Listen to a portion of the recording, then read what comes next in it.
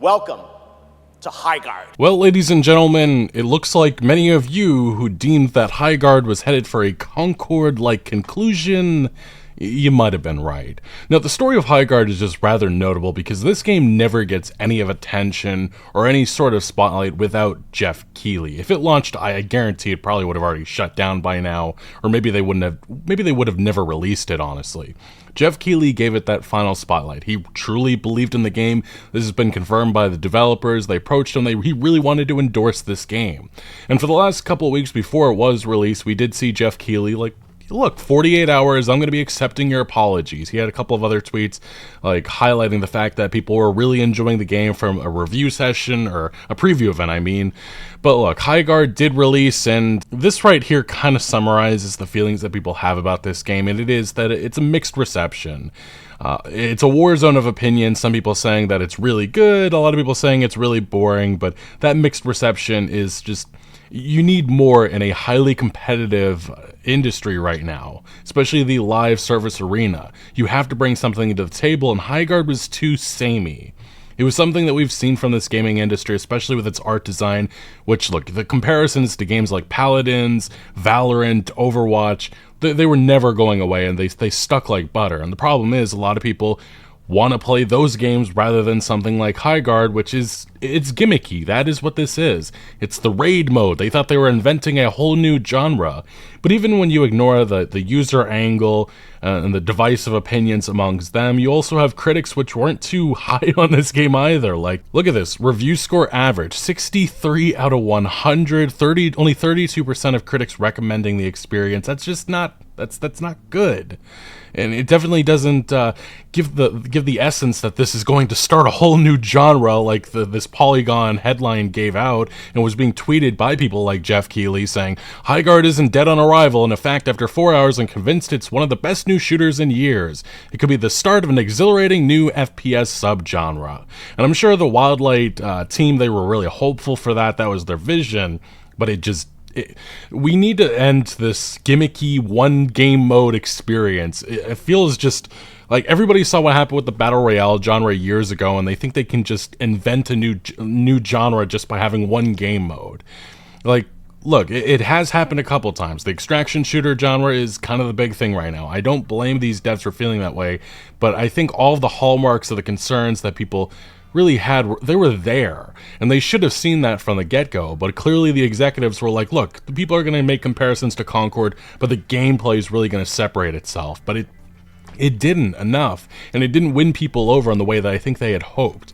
And yeah, Highguard's 2026 first contentious title shows a weak start. And it did. It had 97,000 players on Steam immediately, and that was because it's free to play and people wanted to check it out for themselves. But the problem is, after a couple of hours, everybody was ready to move on, and you saw that. It went from 97,000 the next day, it topped at like 19,000. It wasn't good enough. And ultimately, though, you had these were the type of tweets that were going viral about the game. Hey guys, I'm sorry. This game is very, very boring. Like, look at that. These are some of the top streamers, and you have a random guy just playing a game with them, and he's like, yeah, this is so boring, I'm ready to give up. Oh, he's gonna leave. Are random? Yeah. Oh, you're gonna leave? Bro, I don't know, this game is... Yo, bro played one game and he's out, dude. Yo. And look, I played Concord. I played Highguard enough, and it has... I think when they made some changes, it got better, but it's quite clear that first impressions matter, and this game did not land at all. Like, from the Jeff Keighley announcement, the Game Awards, that already put a little bit of a negative opinion out there, and really just didn't create excitement, I think, in the way that they had hoped. Like, we saw some developers really disappointed by that, but that debut trailer really did not sell that this was a completely new experience, at least from a gameplay perspective. And then we fast forward to launch, and things have just... they've gone how they've gone. And these were some of the, like, this is a more serious take, but this is kind of the one that really, I think, defines the feelings that a lot of us have about Highguard. It's not bad, it's just a boring feature-creeped gimmick that is 10 years late to the party. Even the first match felt repetitive, maps are too big for 3v3, It's practically empty. Environment art and animations are well made. Truly sorry for all the talented devs who worked on it. Another prime example of how disassociated corporates are from actual players. The only thing that justifies its existence is free-to-play model. It might keep on life support while devs figure out how to completely resculpt core gameplay to make it fun. And it doesn't seem like that's going to happen, and we're going to talk about that in a second. But the developers, they were really trying to fight those Concord comparisons, but they really were sticking. And this was one interview specifically in which they addressed this topic. These are some of the lead devs on the game, and this is what they had to say with people calling Highguard Concord. Arc Raiders, there's numerous Concords and things like that. What do you think about your game that's going to resonate and be one of the former rather than the latter? Yeah, I think our game is new and unique. We're seeing people who've actually played the game, and they just can't stop talking about how it's fresh and new and unique, right? There's familiar elements, people that play shooter. They flew out a bunch of influencers to a massive event in LA, and surprise, surprise, everybody was extremely positive. That's not where you're going to get genuine criticism or genuine thoughts about the game, and that's quite clear with how all this is played out, especially with the feelings around 3v3, which that from the get-go should not have been the only mode that this started off with. Will understand bomb plant, bomb defusal, and shield breaker, trying to rush it to the base and all this, but our game has elements that are nowhere out there, and it's a game loop that doesn't exist, right? That's why we kind of had to come up with a new way to describe it in the raid shooter term. But look, we love making shooters, it's our expertise. We're doing our best to just put all of our passion in this, and we have a track record of making really great shooters. And most of us come from Apex. 60 plus people on this team were the launch team of Apex and Titanfall. Wow. And it was a crowded genre then also. When we launched Apex, we were like the 50th Battle Royale game to come out. And I still don't like that comparison. We talked about this video beforehand, but I just hate the fact that they're comparing the gaming industry then, which was like 2019 versus 2026. It is highly competitive. And especially in this live service arena, a lot of people already have the game that they're going to want to play. And every once in a while, we do have a breakout experience. But I definitely think that Highguard just did not do a good enough job, especially in its marketing, with trying to sell people that this was a different, at least gameplay loop. And ultimately, though, the Highguard team, they did flip the panic button by introducing 5v5. This was about a couple of days after launch, but I mean, if you look at the player base, it already went from 97,000 players within its first few hours just on Steam alone, down to, I think it was around 10,000, and this created a little bit of a bump. And I would assume on the other platforms it was probably similar, maybe a couple of thousand people, but ultimately, though, this is where Highguard is right now, and this isn't sustainable for a live service long term. That is very clear right now, peaking at 3,800 players. And look, people were getting crapped on for saying that this was probably headed for a Concord-like conclusion, and definitely seems like that's exactly what's that's exactly what is happening here. And yeah, some people really held firm on this, saying, look, it has a lower player base right now, but it can still grow with the coming updates. And the developers even said, we don't need player counts to be super huge in order to be successful. Highguard devs respond to posters declaring it dead on arrival. Internet's gonna internet. And specifically, the quote that was given out was from one of the lead devs. He says, honestly, we don't need player counts to be super huge in order to be successful. We're a small team, a 6-player match. Highguard's max player count at launch is not hard to find. What we're really hoping for is a core group of fans that love us, that will allow us to grow. Being the internet hate machine sucks, but at the same time, I try to just focus on making the best game I can and getting the game into people's hands. At the end of the day, that's all that really matters. And yeah, and then to some of the criticism, people were giving internet's gonna internet. If you're gonna be good at live service, you have to listen to the note behind the note. Yeah, there are indications that there's fatigue, that they are confused, that they don't know these things. So it's on us to make sure we respond to that, and we're gonna do that. And that was a couple of weeks ago. Here we stand, and it looks like Highguard is getting ready to be killed soon.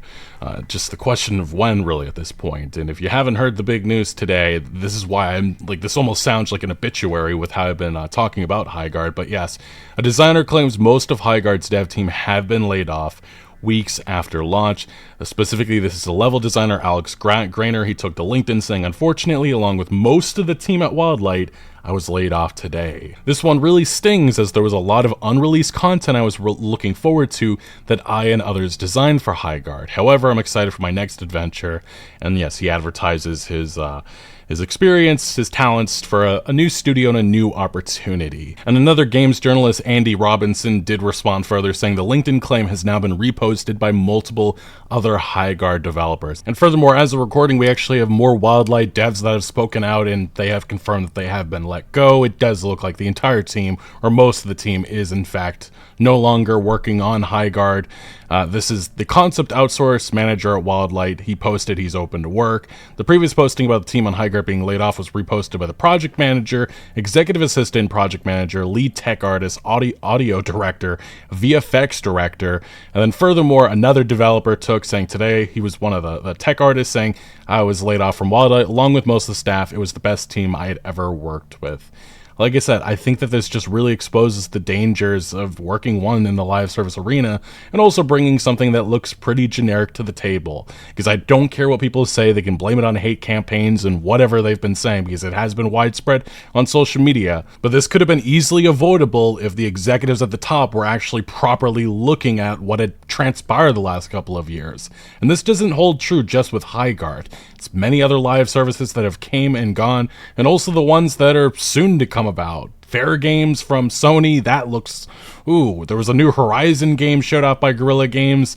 I don't know how that's going to do, especially with the art direction that they took that. There's just so many questionable ones. Marathon, another one. We'll see what happens, but very, very risky. And as a recording, we of course finally have the official statement coming from Wildlight Entertainment, and they aren't confirming a shutdown, but feels like they're delaying the inevitable. They say, today we made an incredibly difficult decision to part ways with a number of our team members while keeping a core group of developers to continue innovating on and supporting the game, although we've already heard that it's most of the team that's gone. And I'm guessing that they're going to try and hope that the content that has been created, they can just iterate, I guess, on that and maybe a player base. It feels like they're delaying the inevitable. We're proud of the team talent and the product we've created together. We're also grateful players who gave the game a shot and those who continue to be a part of our community. I don't see how this doesn't get shut down. Maybe it doesn't get shut down in a week or so, but it's coming. It is. And they're just delaying the inevitable here. And I said that a couple times now, but there just doesn't seem to be a path for Highguard, especially now that they're firing most of their dev team. And I think the key point right here that you really need to concentrate is the fact that it sounds like it is being shut down soon. Maybe in the next week or two, maybe in the coming days, maybe hours, honestly. This one really stings, as there was a lot of unreleased content I was looking forward to it, and it definitely sounds like we're about to see a statement from them saying that they're shutting it down, everything. And it really does remind me of this take. This was from another game developer in this industry about a month ago, and I spotlighted this, but it's worth reminding everybody. Spicy and potentially offensive take, Highguard is doomed. Both from a customer and industry perspective, this project doesn't make sense. I met a lot of lovely people from Wildlight. They simply have no live operations plan. They have 61 developers with heart that are making the game of their dreams and no supporting studios for post-launch content and support. The world is as colorful as it is bereft. There's no investment in the conflict. The characters evince no backstory beyond I have a gun and I'm dropping in, and you're also fighting the baddies. That is probably going to be the worst call-out I have ever seen in a game. We got to go fight the baddies. Oh. Concord without even hot sauce. The team needs to go back to the drawing board to find who the target audience is, what those assets and playstyles is for, and how they come to them humbly, not as an assumed W. Spicy take, but I think it really does hold true here. Now, for what it is worth, though, they did have massive plans for this game, and this is, I guess, going to be a lot of unreleased content, but this is what they were saying about the full year of post-launch support, which I honestly thought that they were going to be able to hit on. Picked our favorite things here and there, but I feel like we found a vision and stuck to it and created something that's genuinely new. We knew when we started we wanted to make a shooter, and we knew we wanted to make something that was live service, and so we've been planning for that for a very long time. In fact, we already have a year's worth of post-launch content already deep in development. There's a lot of live service fatigue right now, right? These games tend to hit you with a FOMO, which I think players have gotten wise to, for good reason. We're building a game that people want to come back to. So the way our post-launch plan is broken up is what we call episodes. So each episode will be roughly 2 months, broken into two And halves. yeah. We'll have a part 1 and a part 2. With launch, And yeah, this was the plan. They had a lot of content mapped out. As you can see, new wardens, new bases. This Gaming Bolt article points out that, yeah, new wardens, bases, mounts, and surprises.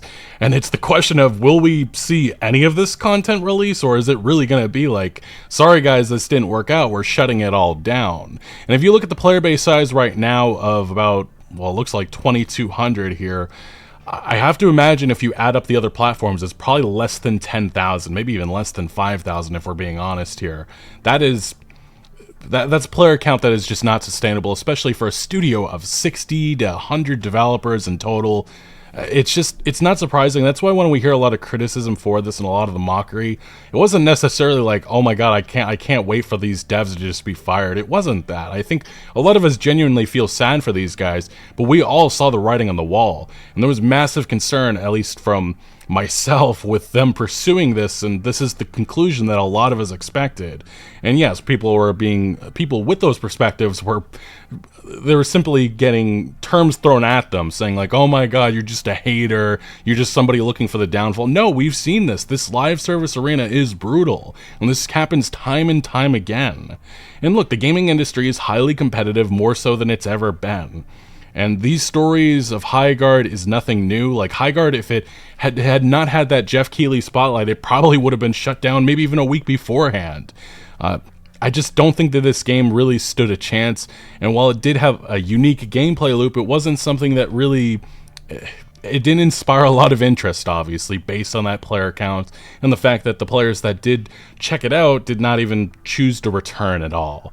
And look, we have articles like this coming around, Aftermath really blaming yourself for why this game is headed where it's headed. Highguard is yet another symptom and victim of a rapidly decaying internet. And I genuinely think this is just a live service launching into an oversaturated genre at the worst time, as you have Marvel Rivals still being very popular, and then you have Overwatch exploding right now. Just the worst possible timing, I think. And I said it a couple weeks ago, if they had delayed this out, maybe they would have stood a chance a little bit better if they could really rethink things. But even then, I think we all knew where this was headed.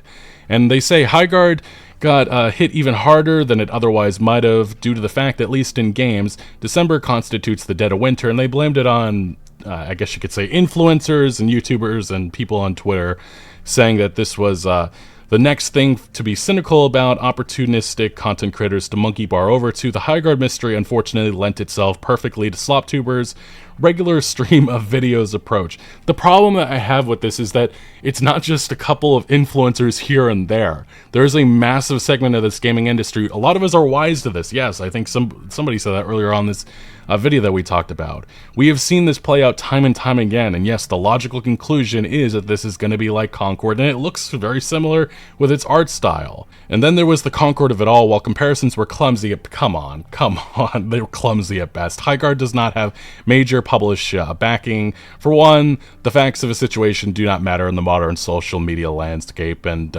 the writer of this, on an internet ruled by cynics, clip farmers, and rage baiters, and built by those who seek to profit of them, Highguard never stood a chance of having a normal launch. It also would have never had this massive a launch if people weren't talking so much about the game.